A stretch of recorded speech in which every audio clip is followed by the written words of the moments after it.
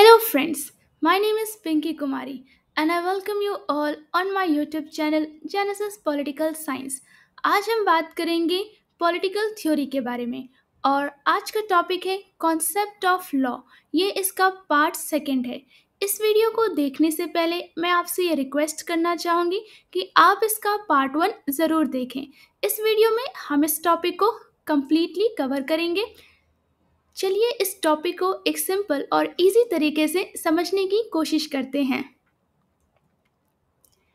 इस वीडियो में हम बात करेंगे meaning of sphere of law, D D Raphael's view on law, meaning of supremacy of law, difference between rule of law and due process of law, and last importance of law.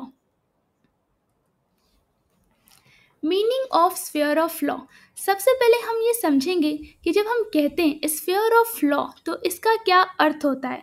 Sphere of law को हिंदी में कहते हैं कानून का क्षेत्र। The sphere of law means the areas of life where the law has control और influence. तो sphere of law का मतलब होता है वो एरियाज ऑफ लाइफ जहाँ पे जो कानून है उसका कंट्रोल और इन्फ्लुएंस है। कंट्रोल को क्या कहते हैं? नियंत्रण कहते हैं, और इन्फ्लुएंस को कहते हैं प्रभाव। It tell us in which parts of society the law works to maintain order. तो ये हमें बताता है कि समाज का ऐसा कौन सा हिस्सा है जहाँ पे जो कानून है वो कार्य करता है। किसके लिए?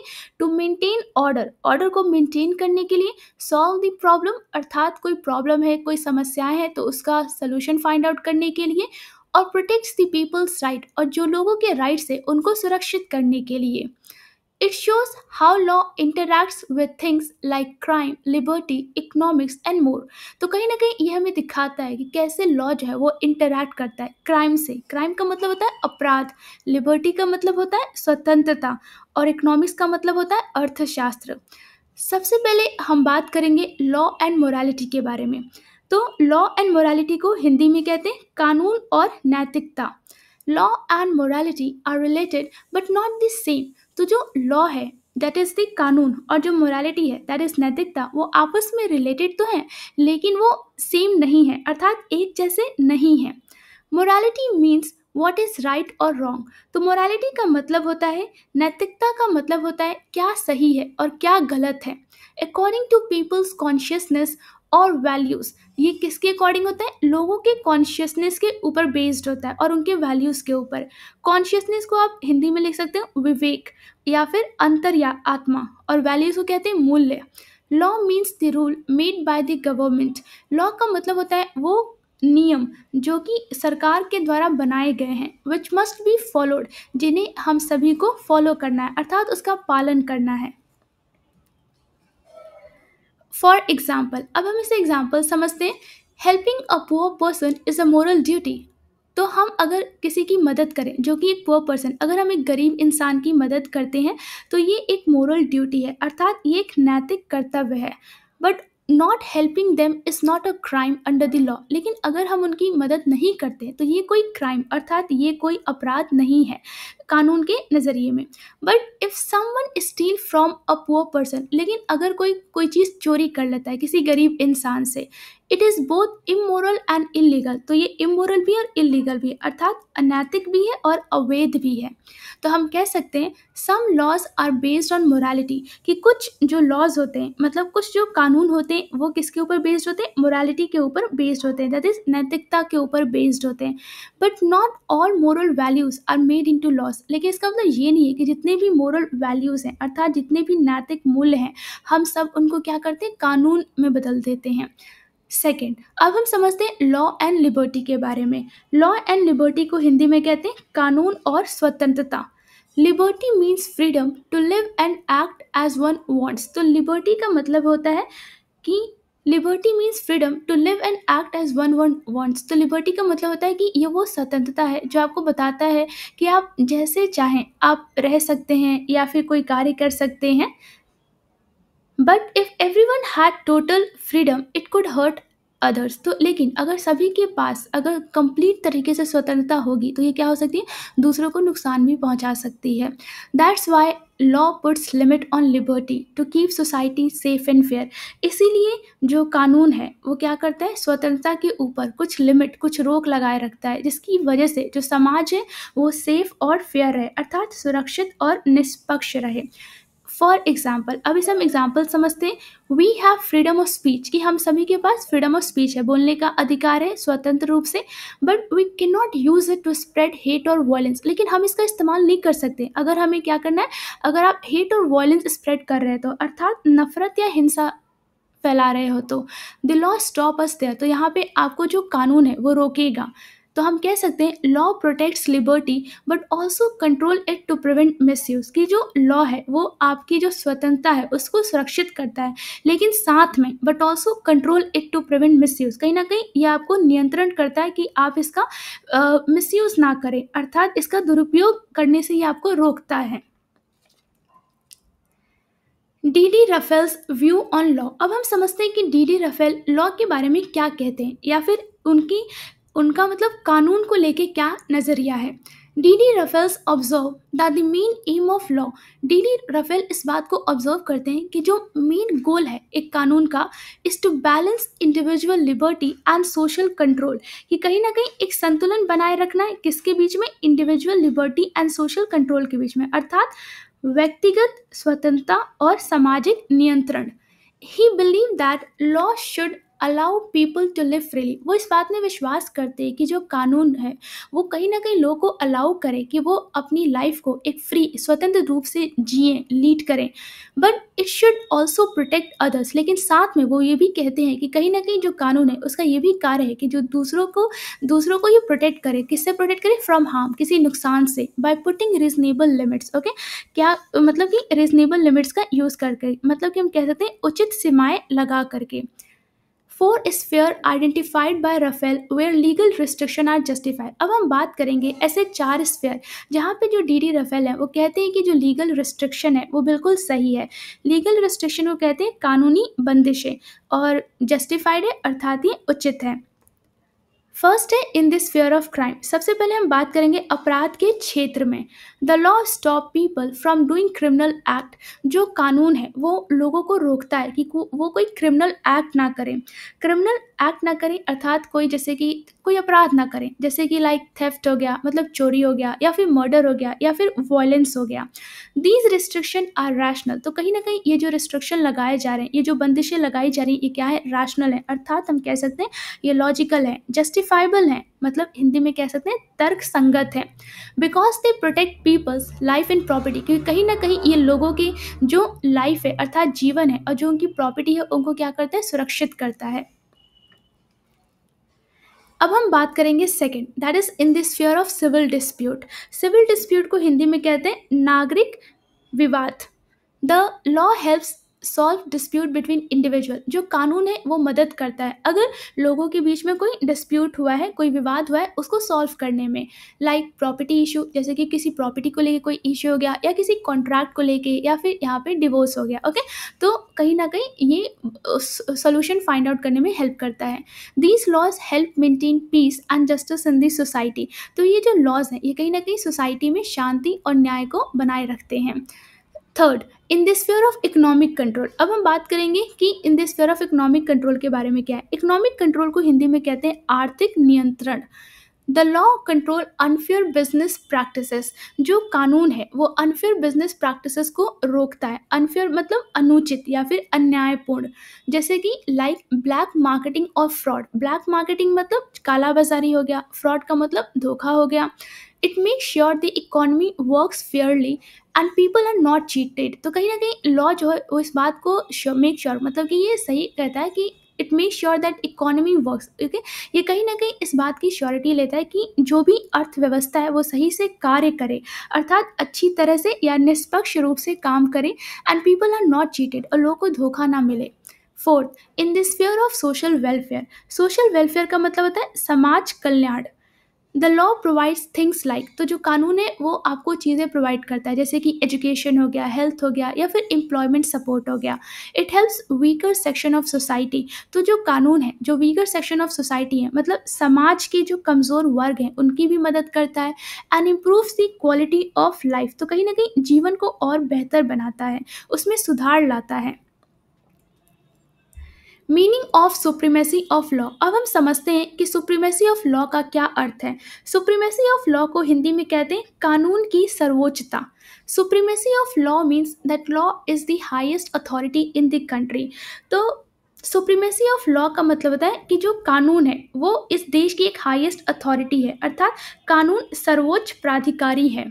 No one is above the law, कोई भी कानून के ऊपर नहीं है। नॉट द गवर्नमेंट, ना ही कोई सरकार, नॉट द पुलिस, ना ही कोई police, and not even the president, यहाँ तक कि प्रेसिडेंट भी नहीं। Everyone has to follow the law equally, हर किसी को एक समान कानून को फॉलो करना है, उसका पालन करना है। This idea protects people from misuse of power, तो कहीं ना कहीं ये जो आइडिया है ये क्या करते हैं, लोग को सुरक्षित करता है कि वो मिसयूज ना करें पावर का, अर्थात सत्ता का दुरुपयोग ना करें या फिर शक्तियों का दुरुपयोग ना करें। अब हम समझते हैं रूल ऑफ लॉ के बारे में। रूल ऑफ लॉ को हिंदी में कहते हैं कानून का शासन। The rule of law means, तो रूल ऑफ लॉ का मतलब होता है that laws are applied equally to all, no one is above the law, no one is above the law and the government must act according to the law. तो इसका मतलब होता है कि laws are applied equally to all, कि जो कानून है वो सभी के ऊपर एक समान लागू होगा। No one is above the law, कोई भी कानून के ऊपर नहीं है। And government must act according to the law, और जो सरकार है उसे कानून के हिसाब से कार्य करना है।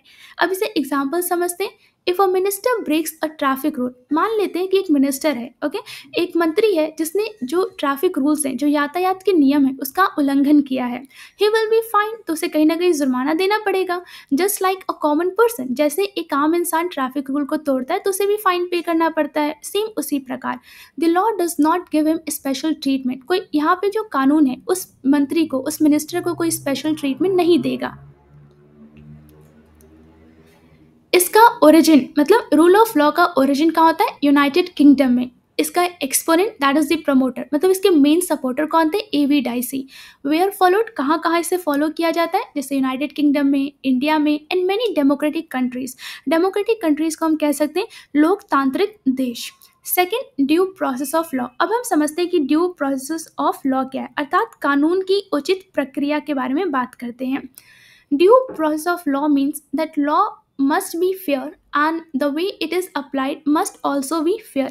तो इसका मतलब होता है कि कानून खुद भी न्याय संगत, अर्थात उचित और सही होना चाहिए, और उसे लागू करने का तरीका भी न्याय संगत होना चाहिए। It checks whether the law is just and whether proper procedure is followed before punishing anyone। यह देखता है कि कानून सही अर्थात न्यायपूर्ण है या नहीं, और किसी को सजा देने से पहले सही प्रक्रिया अर्थात तरीका अपनाई गई है या नहीं। अब इसे हम एग्जाम्पल के द्वारा समझते हैं। If a person is accuse of theft, he must be given a fair trial, a chance to defend himself, and evidence must be properly checked before any punishment। इसका मतलब होता है अगर किसी पर चोरी का आरोप है तो उसे अपना पक्ष रखने का पूरा मौका मिलना चाहिए, उसके खिलाफ सबूत ठीक से जांचे जाने चाहिए, और उसके बाद ही कोई सज़ा दी जानी चाहिए। इसका ड्यू प्रोसेस ऑफ लॉ का ओरिजिन है कहाँ होता है, यूनाइटेड स्टेट ऑफ अमेरिका में होता है। और इसे कहाँ कहाँ फॉलो किया जाता है, mainly United state of America में फॉलो किया जाता है। But India follows a similar concept, लेकिन भारत भी वैसा ही कुछ कॉन्सेप्ट, सिमिलर तरीका फॉलो करता है, जिसे हम कहते हैं प्रोसीजर इस्टेब्लिश बाय लॉ, अर्थात हम इसे कहते हैं कानून द्वारा स्थापित प्रक्रिया। अब हम समझते हैं difference between rule of law and due process of law. सबसे पहले हम बात करेंगे मीनिंग के बारे में, that is rule of law. Everyone is equal under law, विधि के समान, विधि के समक्ष सभी एक समान है। ड्यू प्रोसेस ऑफ लॉ के अंदर हम क्या कह रहे हैं, law and legal process must be fair, इसे हम कहते हैं कानून और कानूनी प्रक्रिया को न्यायपूर्ण अर्थात फेयर होना चाहिए। Second, focus, rule of law कहता है इक्वल ट्रीटमेंट, मतलब एक समान व्यवहार होना चाहिए। ड्यू प्रोसेस ऑफ लॉ कहता है fairness of law and procedure, मतलब कानून और प्रक्रिया की निष्पक्षता। अब इसका ओरिजिन देखते हैं। तो रूल ऑफ लॉ का ओरिजिन यूनाइटेड किंगडम में होता है और ड्यू प्रोसेस ऑफ लॉ का ओरिजिन यूनाइटेड स्टेट्स में होता है। It ensure rule of law ensure करता है no one is above the law, कि कोई भी कानून के ऊपर नहीं है। ड्यू प्रोसेस ऑफ लॉ कहते हैं no one is punish unfairly, इसका मतलब है किसी को अनुचित ढंग से सजा नहीं दी जानी चाहिए। अब हम बात करते हैं एग्जाम्पल की। रूल ऑफ लॉ कहता है a rich and poor person both face same law, मतलब धनवान और निर्धन दोनों एक ही कानून के अधीन हैं। ड्यू प्रोसेस ऑफ लॉ कहता है no one punish without fair hearing, मतलब किसी को सुनवाई के बिना दंडित नहीं किया जाना चाहिए। अब हम समझते हैं इम्पोर्टेंस ऑफ लॉ के बारे में। इसका मतलब होता है कानून का महत्व। Law is very important in a country, तो जो कानून होता है वो बहुत इंपॉर्टेंट होता है एक देश में, because it helps to keep peace, protect people's right, क्योंकि कहीं ना कहीं ये कंट्री में शांति बनाए रखता है, जो लोगों के राइट है उनको सुरक्षित करता है। And make sure everyone is treated Fairlie, यह सुनिश्चित करता है कि सभी के साथ निष्पक्ष व्यवहार हो। It tell us what is right और रॉन्ग, तो हमें बताता है कि क्या चीज़ सही है, क्या चीज़ गलत है। And what we should do और what we should not do, ये हमें बताते हैं कि हमें क्या करना चाहिए और क्या नहीं करना चाहिए।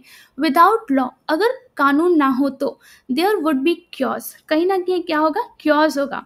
क्योस को हम क्योस को हम हिंदी में कहते हैं अराजकता होगा या फिर अव्यवस्था होगा। And people might do anything they want, तो जो लोग होंगे, अगर कोई कानून है ही नहीं तो उनके मन में जो आएगा वो कुछ भी करेंगे, विच कैन हार्म अदर्स, जिसकी वजह से दूसरों का नुकसान हो सकता है, उनको तकलीफ हो सकती है। Law also control the power of the government, कानून जो है वो कहीं ना कहीं जो गवर्नमेंट, सरकार के जो पावर होते हैं, जो शक्तियाँ होती हैं, उनको भी नियंत्रण करता है।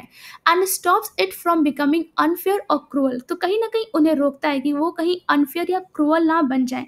अर्थात हम कह सकते हैं कि अनफेयर का मतलब अन्यायपूर्ण ना हो जाए या फिर गलत ना हो जाए। क्रूअल का मतलब होता है निर्दयी या फिर अमानवीय ना हो जाए।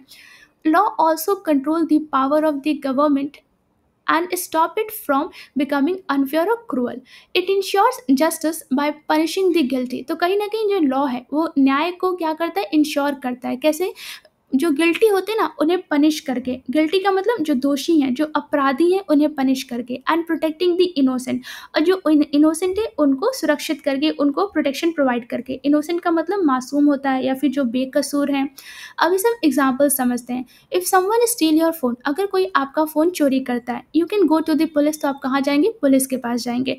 एंड टेक लीगल एक्शन, आप उसके खिलाफ क्या लेंगे, कानूनी कार्रवाई करेंगे। The thief can be punish under the law, तो कानून के तहत जो चोर है उसको पनिश किया जाएगा, ओके, उसको दंडित किया जाएगा। And you may get justice, और इस प्रकार आपको न्याय मिल जाएगा। This is possible only because, तो कहीं ना कहीं ये हो सका क्यों, because law exist to protect you, क्योंकि कानून है आपकी सुरक्षा के लिए। In this way law keep society safe, equal and peaceful for everyone, इसका मतलब होता है इस प्रकार कानून समाज को सुरक्षित, समानता मूलक और शांतिपूर्ण बनाता है। उम्मीद करती हूँ आपको ये वीडियो बहुत अच्छे से, एक सिंपल और इजी तरीके से समझ आया होगा। अगर वीडियो अच्छा लगा हो तो लाइक और सब्सक्राइब करना ना भूलिए। शेयर जरूर करें और अपने दोस्तों को भी इस चैनल के बारे में बताइए। कमेंट्स में अपनी राय ज़रूर दें। बेल आइकन पे क्लिक करें ताकि अगला वीडियो मिस ना हो। मिलते हैं नेक्स्ट वीडियो में, तब तक के लिए थैंक यू।